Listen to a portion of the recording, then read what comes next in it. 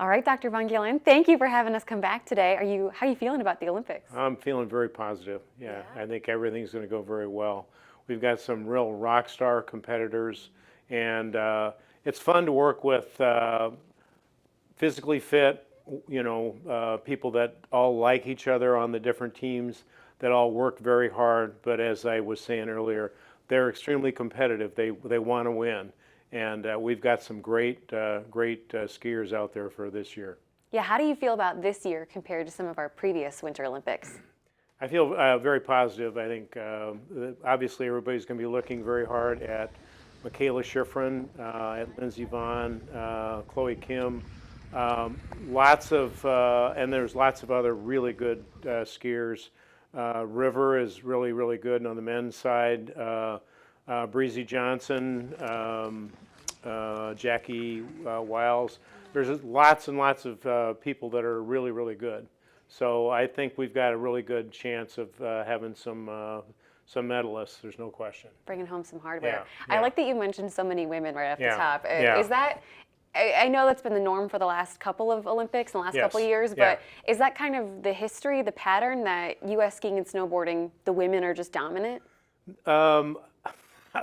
I would like to, I guess I'll say yes in a sense. I personally like the women skiing better because I think they're technically better skiers. The men are able, it's not that the women aren't strong, they're very strong, they're very physically fit, but the men are bigger and they are stronger and they can muscle their way through some situations that the women would have a little bit more difficult time Which forces you to get more technical. Exactly. So, yeah, and there's, the Olympics that we're going to be seeing the skiers in, there's the speed events, and then there's the technical events, and then there's also a combined event. But I think the women are going to do very well this year, so I'm very excited for them. I know you're not in Italy right now, but what would these athletes be doing in this kind of lead up to when the events start? They are able to, they will still be basically doing practice runs, and they can also inspect the courses. That's one of the things that's very important, is to kind of memorize the courses, much like a golfer might go out and memorize the different holes. But they look at all the different turns in the event and the slopes of the terrain, that sort of thing. And of course, it really depends on what the weather conditions and the lighting is on the day of the race is the big thing. So, but they're going to be spending their time now learning what the courses look like and what the conditions are like. And I know you spend a lot of time skiing out in Colorado, but yes. where the events are going to be taking place out in Italy, what are those courses like? It's going to be very similar. Okay. Yeah, very similar as far as conditions. Are they up in the Dolomites or the Alps? They are in that area. And actually, this year they actually have 4 different venues. There are 4 different venues, but basically all the skiing is going to be basically around Milan and Cortina, that type thing. So, but it's unusual, and I think the Olympics going forward are going to probably have to have not one venue but multiple venues to be able to facilitate all the different sports. So. So it's going to be really interesting, but very exciting, and I think we're really looking forward to all of the events, men's and women's. But I think we're going to see some stars on the women's side, especially. So. I love it. Yeah.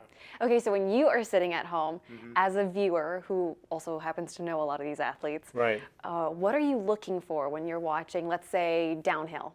I'm looking at, in downhill it's speed, but you're looking at the technical aspects also, because they need to be able to turn on literally a razor's edge. You're turning on a razor's edge at a high rate of speed. I mean, the men can be going 130 to 160 kilometers per hour, which is basically, high 80s to 90 miles per hour. You're going 90 miles per hour on a very steep and very slick surface, and the only thing that's keeping you in place is the edge of your ski and your muscles. So, I mean, it's very, very exciting. It's very, very fast. And, bad things can happen in a moment's notice. It's just one of those things. But that's how all of these skiers live, and they're used to doing this every single day, so it's just a normal day at work for them. So what are some things that we might be watching from home and think, oh, that looks, and I'm using this term relatively, but oh, that looks easy, but is actually really difficult or technical? it's very, very hard. Yeah, there's no question. I mean, when they finish, interestingly, it'll be a cold environment, and everybody's racing wearing speed suits, which is basically, any way you look at it, it's like thermal underwear, that type thing, and it's very, very thin, skin tight, and they wear coats at the top, and when they take off, they're going down, and when they get down to the bottom, they're definitely cold, but they will be sweating. They will be and fully exhausted, because you're using everything you can possibly do, all of your muscles, upper and lower body, all at once, and you're going full steam. So it's very strenuous. Talk about the mental game behind this, because you have to worry about your equipment, your muscles. There's individual events, and then a lot of people are also in team events. How do you go through all of that mentally? I think it's just practice, and and if it's a team event, they have to understand what everybody else is doing and that type of thing. But 90% of this is just, what is the course like? What is the conditions? What's the lighting? And what are my skis doing? And most of the skiers have their own tuner, and so they have spent a lot of time tuning their skis and getting their skis tuned exactly the way they want. And oftentimes a skier has multiple pairs of skis, and they may try one pair of skis for a practice run, and may say they want it tuned slightly different for the second run. So it's amazing how much difference a little tiny bit of tuning can do. So their best friend is their tuner, that's telling you exactly what they need to have tuned and how it's to be tuned. And then the other thing is their coach, and they have to have coaches that they really trust. And it's fascinating to see how well the coaches can pick up on subtle little movements of the upper and lower body, tell them what they can do to improve their times and their body position. What's one of those little movements you could do? Well, for one of the things that we recently had a well-known skier fall, and one of the things that you can oftentimes tell, especially after you've gone off a jump, is you'll see some upper body movements, and a lot of times the upper body movements are arm movements that are kind of like this, which is kind of like, they used to call it rolling down the windows, because the arms would be moving this way. And that's when there's a mistake? It's a mistake where people are trying to regain the balance of their body. So one of the things that's hard is you are so rapidly changing the balance of your upper and lower body, as well as rotation. So this is every single part of your body has to be exactly tuned and perfectly in balance over your skis for you to get the maximum performance out of your skis. So I mean, it's a very and everything is microseconds for the movement. So it's a very finely tuned skill that oftentimes the only thing that a skier can learn is how does it feel to them when they're doing it. And they'll feel it in all of their body, in their upper and lower body, and their arms and legs. They'll know when everything is right. Well, I can't forget about snowboarding, because you are one of the team physicians for US Skiing and Snowboarding. Yes. What are some little movements or things that viewers at home should be watching for when they're watching the snowboarding portion? The snowboarding portion will be really interesting, especially with, as I mentioned before, Chloe Kim. But there's everything for most of the events is all about, again, it's all about balance. Skiing is a balance sport. Everything that they do in skiing is like ice skating. Everything has to be total body balancing. Your center of rotation has to be perfect when you're doing all of the snowboarding maneuvers, especially if you're doing the half pipe with the different tricks and that sort of thing. So everything is about figuring out where your center of rotation is and how to maximize the movement that you're trying to develop, keeping that center of rotation right where you want it.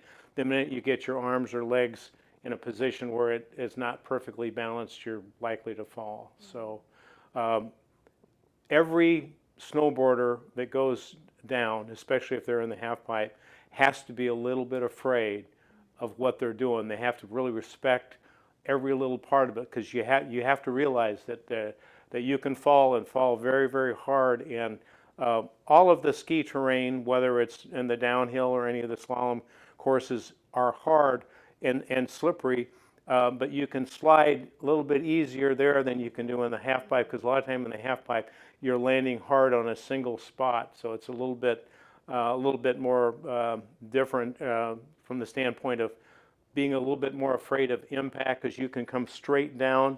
So that's why the balance in the snowboarding is so much more important. Honestly, that's part of the reason why it's hard for me personally to watch the half pipe. I love it, but the whole time I'm kind of like this. I'm so scared watching it. Yeah. When you're watching at home, what are some events? I know you love them all, but what are some of your favorites to watch from home? I like the border cross. I like, I teach bumps. I love the bumps. What are the bumps? Moguls. It's teaching how to go down a mogul course, that sort of thing. It's just fun. I mean, all of them have their own little nuances that are fun. Half pipe, I love how high people can get, and that not only the height but the number of twists and turns and rolls that they can develop, and it's all special skills, and it's a skill that people have to develop by not just thinking themselves going in a sense to the edge, but you have to go beyond the edge. You have to go. And not the edge of the half pipe. You have to go beyond the edge of what you feel your own capabilities are. You've got to risk it every single time. And so I have a great deal of respect for these people that are always going for it. You know, it's really fun to watch these kids, and you know, they don't make it the first time. There's many events where they have multiple failures, and some failures can be very uncomfortable or painful, but that's how they get past that edge. You know, and you see that in the skiers too. I mean, everybody thinks that the skiers that are going down, that are our top skiers, you know, have never had a fall or never had a misskate. That's not true. Yeah. The only way you learn is by failing. The failure is absolutely your best teacher.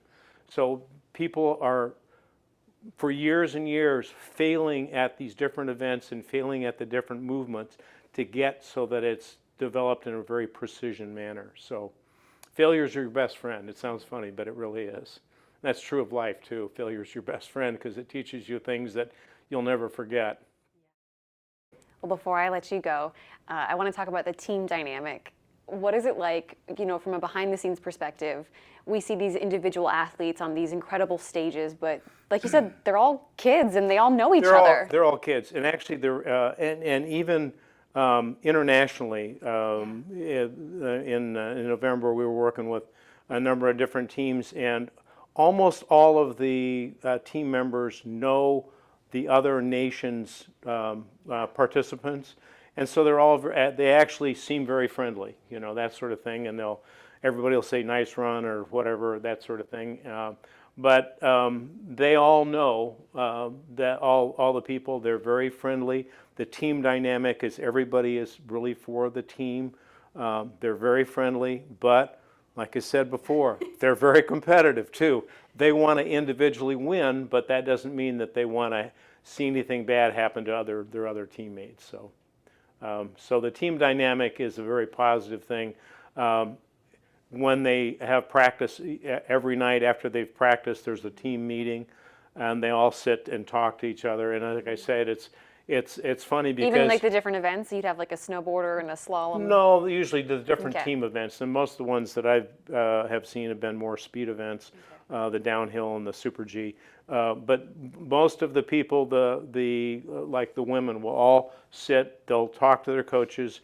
They'll lay out the plan for the next day as far as what the timing will be, where they'll go, and that sort of thing. They all talk together and that sort of thing. Everybody is positive, talking to each other, and at the end, they have little things they do, chant and clap and that sort of thing. So it's a very good team spirit that they have. I love it. Yeah, it's fun. Dr. VonGillern, I cannot thank you enough for your time today. Oh, I love this behind-the-scenes look. It's fun. It's a really a riot watching them. Like I say, you've got young people that are, we hear all these bad things about young people. They're all good people. They're all working hard together. They're all physically fit. They're all pro-American. I mean, they're all good kids. So, and like I say, that it's funny when they get off the course, they're just kids again. So it's funny. So, but they're all good kids.